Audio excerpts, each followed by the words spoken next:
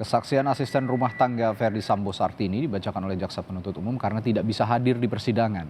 Kesaksian yang dibuat tertulis menjelaskan bahwa Sartini baru bekerja selama 1 bulan di rumah Ferdy Sambo dan untuk pertama kalinya bertemu Putri Chandrawati saat Putri baru kembali dari Magelang. Dan menurut saksi kondisi Putri saat itu tampak sehat.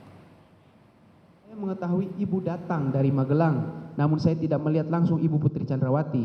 Saya hanya melihat barang-barang ibu dari dalam mobil ke garasi mobil pada sore hari tanggal 8 Juli 2020 sekitar jam 16.00 WIB beserta rombongan yang tidak kenal namanya.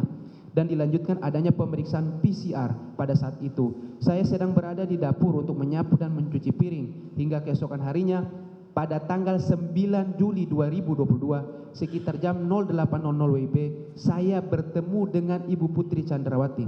Saya ulangi, keesokan harinya pada tanggal 9 Juli 2022 sekitar jam 08.00 WIB saya bertemu dengan Ibu Putri Chandrawati yang menghampiri saya di dapur dan berkata, "Oh, ini yang belum dikasih tahu ya pekerjaannya." Lalu saya diajak ibu ke ruang makan dan menjelaskan bahwa pekerjaan saya membersihkan rumah dan kalau sudah beres bantu-bantu Susi di dapur untuk masak dan menyediakan makanan. Setelah sarapan bapak dan ibu kembali ke kamarnya.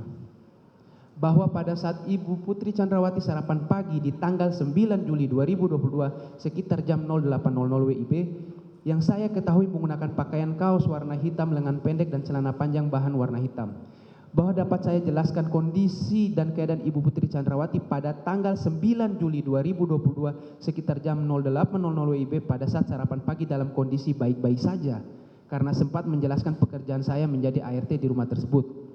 Bahwa setelah tanggal 9 Juli 2022 hingga saat ini saya tidak pernah bertemu dengan Ibu Putri Chandrawati di rumah Jalan Saguling 3 nomor 29 Pancoran Jakarta Selatan. Walaupun yang saya ketahui berdasarkan cerita dari saudari Jia dan Susi bahwa Ibu Putri Chandrawati berada di rumah.